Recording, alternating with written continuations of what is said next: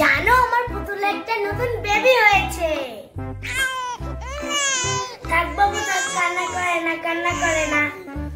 আসসালামু আলাইকুম ফ্রেন্ডস, আমি রাইসা সিদ্দিকী। জানো আমার পুতুলের একটা নতুন বেবি হয়েছে। এই যে ছোট বেবিটা, আজকে এই বেবিকে সারাদিন রাখার দায়িত্ব আমার।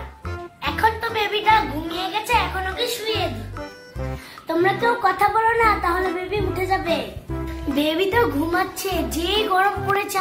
দেখো আমি গেমে কি হয়েছে। চলো একটা আইসক্রিম খেয়ে নি। দেখো আইসক্রিম নিয়ে চলে আসছে, এখন আমি খেয়ে নি।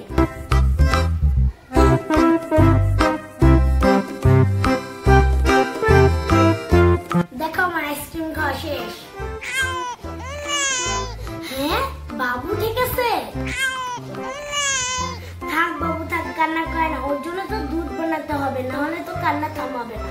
যাই এখন দুধ বানাই।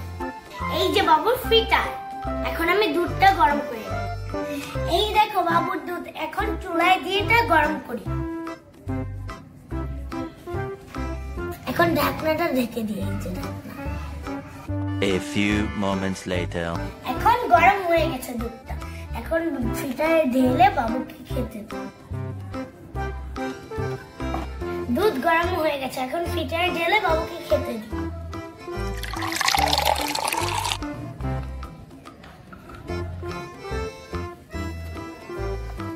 এই যে বাবুর ফিটারে দুধ ভরা হয়ে গেছে, এখন বাবুকে খাওয়াই। বাবু দুধ খেয়ে ফেলেছে, এখন ওকে গোসল করাই। এই দেখো বাবুর গোসলের পানি। চলো এখন বাবুকে গোসল করাই।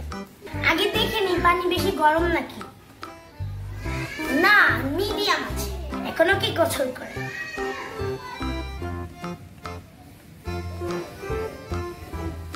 বাবুর গোসল হয়ে গেছে, এখন শরীরটা মুছিয়ে দিই।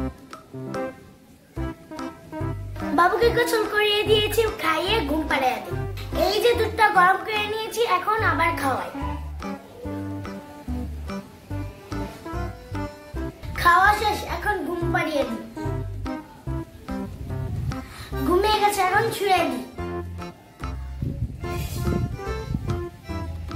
এখন তো আমার পুতুলের জন্য কিছু রান্না করতে হবে। ও তো অনেকক্ষণ ধরে খায়নি। কি রান্না করবো বলো তো? বিরিয়ানি রান্না করি পুতুলের জন্য। চলো এখন কেটে নি সবগুলো।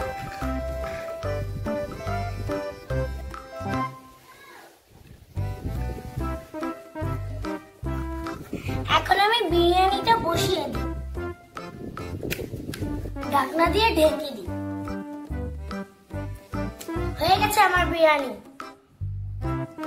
এই যে আমার কত সুন্দর একটা প্লেট, গোলাপি কালারের। চলো এখন বাড়ি। এই দেখো আমার বিরিয়ানি বাড়া হয়ে গেছে।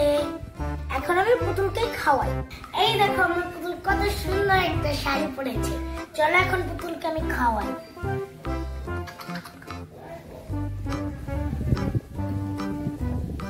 আমার পুতুলের খাওয়া হয়ে গেছে। আজকের ভিডিও তোমাদের কেমন লেগেছে? আজকে তাহলে আমি যাই, দেখা হবে পরের ভিডিওতে। আল্লাহ হাফেজ।